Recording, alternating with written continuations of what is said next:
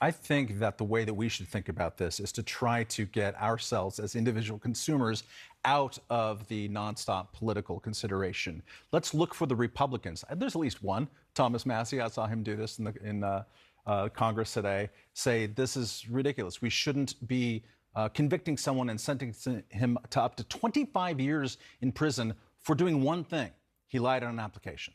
There's no victim in this crime. There's no victim in Trump's crime either, right? So if we have a sickness in the criminal justice system in this country. We have so many people in jail. We have so many victimless crimes. You know, Harvey Silverglate, the great civil libertarian writer, has had a book called 3 Felonies a Day. That's the average that us very law-abiding citizens on this panel commit every day because there's so much in the criminal code, right? So that puts everything up to the discretion of prosecutors. And we're sitting around, and if we're Republican, we cheer Hunter Biden getting locked up or convicted. For Democrat, we cheer Donald Trump. I say as Americans, let's work back. Is there a victim? If there's not, let's stop cheering. But maybe we shouldn't put everybody in jail and incarcerate everybody when they are found guilty. How many people of a do we crime. think have committed unlawful drug use while filling out a gun application? Well, I mean, probably 20 million. Well, if we look at the number of gun owners and the number of people who smoke pot, 20 million people, and very few get prosecuted, almost all of whom who do have less material advantages than Hunter Biden does. Are we thinking about that? Joe Biden might not go to jail. I mean, he might not serve jail time. time. Right, but I'm saying we shouldn't be prosecuting people who smoke pot. Who break the law? Who break the we should, I say.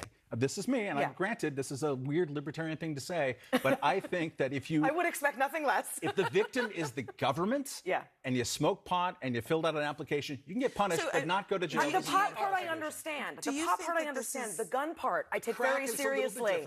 Do you think that this is an example? Look, I mean, if we're talking about Hunter Biden, okay, maybe the argument is Donald Trump would not have been prosecuted were he not president. Hunter Biden, would he have been prosecuted were he not the president's son? I don't think he might have been prosecuted, but probably not. And he certainly wouldn't have had this thing here where we discovered new felonies only after the plea agreement fell down. Think about this. Like months ago, we're like cool with him walking free. And now we're like, maybe he should go to jail for up to 25 years. This is also a trial penalty, right? This is reason why 98% of all criminal cases never go to trial, because they're always stacking up charges to scare the bejeebus out of you so that you'll plead guilty and then you'll walk, or maybe you'll go to jail for a brief period of time. It is a fact that the crime is going down. But we're talking to voters. It's the fact the economy is improving. But that's a direction as opposed to like an overall real world thing.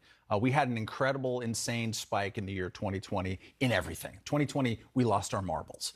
And yes, things trend better since 2020, but a lot of people remember 2019. That's not like a Trump nostalgia bit. They just remember when prices were different, when interest rates, which is a huge thing that almost never gets discussed about home prices. It is really, you can feel that and see that. Prices are just higher than they were in 2020 or 2021. And it's not going to be good messaging to say, you're just not understanding how great the economy is. So I do want to get to Project 2025 for a second here, because this is something that I have noticed. I don't know if you've noticed this. I see a lot of more liberals talking about this. It's kind of wonky, but it's become real fodder for Democrats to say, here are the extremist plans for a second Trump administration. Is this a wound that Republicans have opened up for themselves? No.